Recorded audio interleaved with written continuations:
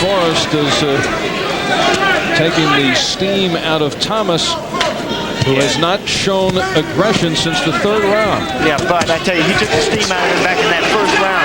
In the very first round, Forrest nailed Thomas with a good, stiff overhand right.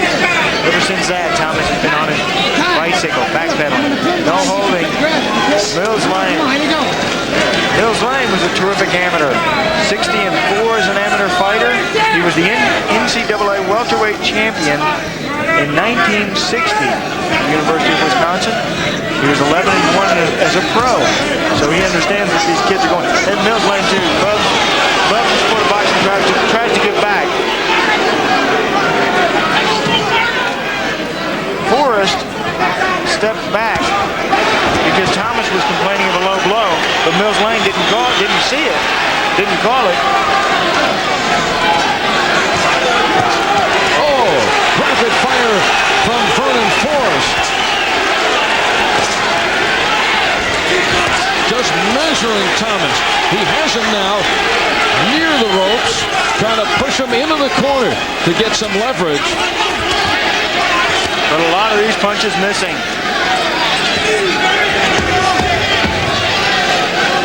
For a fighter that has wanted to sharpen up his attack tonight, I think if he could sharpen it up, he would get knockouts. Missing the mark. Nice crowd on hand at the Bell Auditorium, Augusta, Georgia, the site of tonight's USA's Tuesday night fights. Round number 9 of this IBC Junior Welterweight Championship fight, scheduled for 12.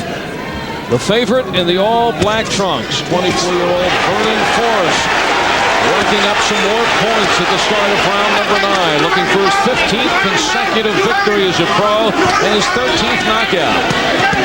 And now Marlon Thomas shows a little spark. Thomas out of Detroit, 13-2-1 with 8 knockouts, and has had difficulty since the third round of getting into this fight. Why? Well, maybe we'll find out a little more, because the champ right now with Walter Smith Hook off to the head. Thomas corner. Hook off to the head. Walter, he's not getting off. Why not? He's waiting too long. He's a regular counter-punching. When you can't win counter-punching. Yeah, but his opponent is pressing the attack. That's Vernon's on top of it. That's right. Does that help him? That don't help him, ain't it? No. No. We're trying to make him pick the fight off. Not controlling the jab tonight. Is that a problem? Right. You've been asking for it. Right. Why? Because that's his best thing. He's a boxer. Do you think he's froze because of this hometown crowd? I don't know. But he's not fighting his best fight, I know. Why not? What do you want him to do? I want him to go out there and box the guy. He can take this fight from this guy. This guy's never been over 8 rounds. Yeah, this is what you've been waiting for. Why is he not scoring here? You want him to press? I want him to press him. Yeah.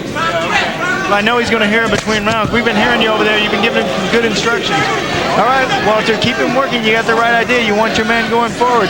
Al, they know what they want. It's a simple, basic fight plan. They were waiting for the later rounds and aggression. Well, we saw a little bit of that last week. Phil Jackson with Pat Burns in his corner. All they had was a simple fight plan against Chris Bird, but unfortunately was not executed. And right now, Marlon Thomas not executing the plans of Walter Smith. And he is being beaten by Vernon Forrest through 8. But an explosion there by Marlon Thomas. And Thomas again winging it. Yeah, and Thomas getting braver, too. You know, it's so easy to talk about your fight plan. You know what you need to do. A boxer beats a fighter, beats a boxer. You go in there with a set fight plan, but then when your opponent controls you, it changes your fight plan. All of a sudden, you're confused. You're not quite sure what you do. And the good fighters have the experience and the adaptability to change round to round. Great fighters can change second to second. But in the final 30 seconds, Thomas comes alive. It is number 10 of the scheduled 12. And some signs of life from Marlon Thomas at the end of that 9th round. And Walter Smith had some choice words for Thomas in the corner at the end of the 9th, even though he was coming on. All you got to do is just take the fight to this man. You can win this fight. And again, boxing fans, we continue to thank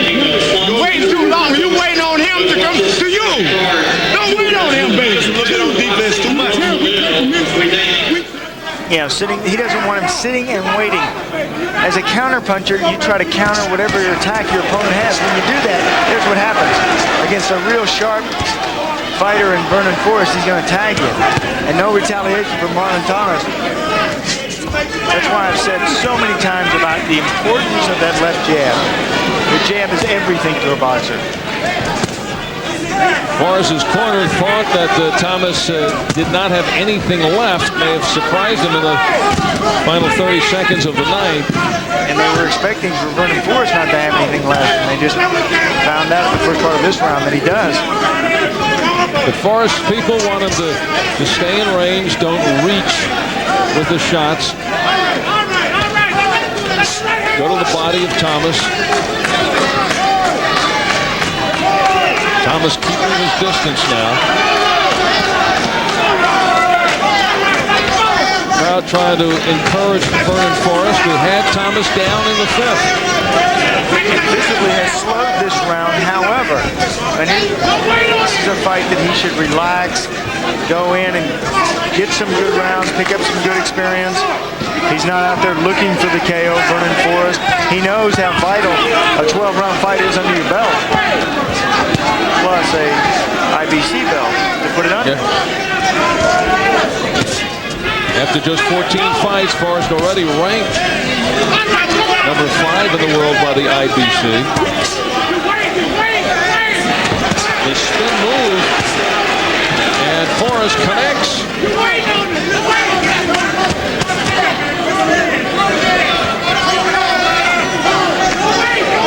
The will seems to have been taken out of Marlon Thomas tonight. Yeah, the start is taken out of him, you're right.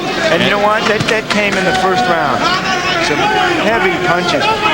Thomas has had his moments, but he hasn't put all of his weight behind his punches.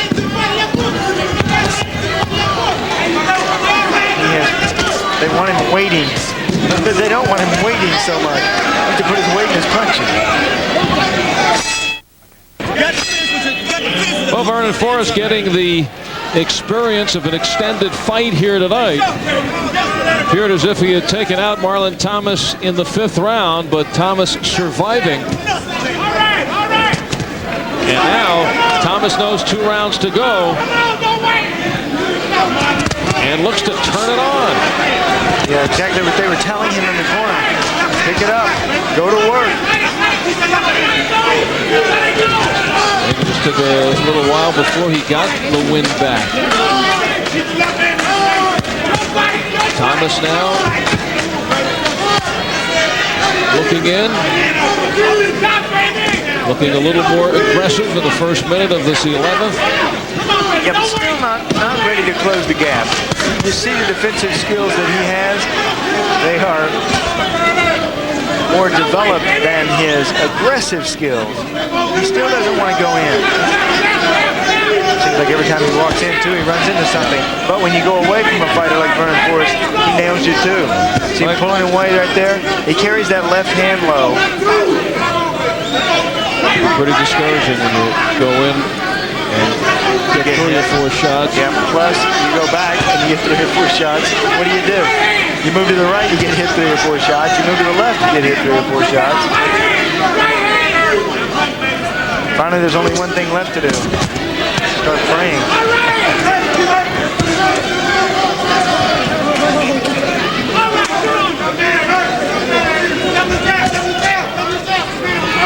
I think he would be more effective, though, if he was using more of those jabs. There he is there. You control the jab with that left hand in a fight is so important. You control your opponent's movements. You steer him around. You set him up for your other punches. And waiting for the counter punch. Marlon Thomas. Oh, and it's so easy. You know what your fight plan is going in. It's so difficult to carry it out, to execute. Forrest looks a little tired here in the 11th. Forrest has fought a total of 11 rounds combined in his last 5 fights. And he is here in the 11th here tonight.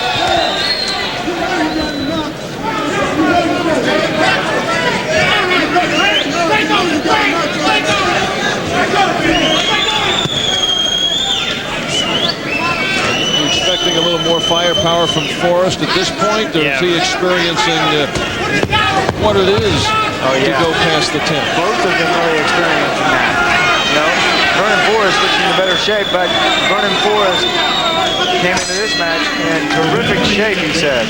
Shape to go 12. He's been going 12 in the gym. Marlon Thomas, he looks tired. Keep popping that right hand to his head. You go. All the shots that he has taken earlier in this fight have taken it out of him, making Marlon Thomas physically tired.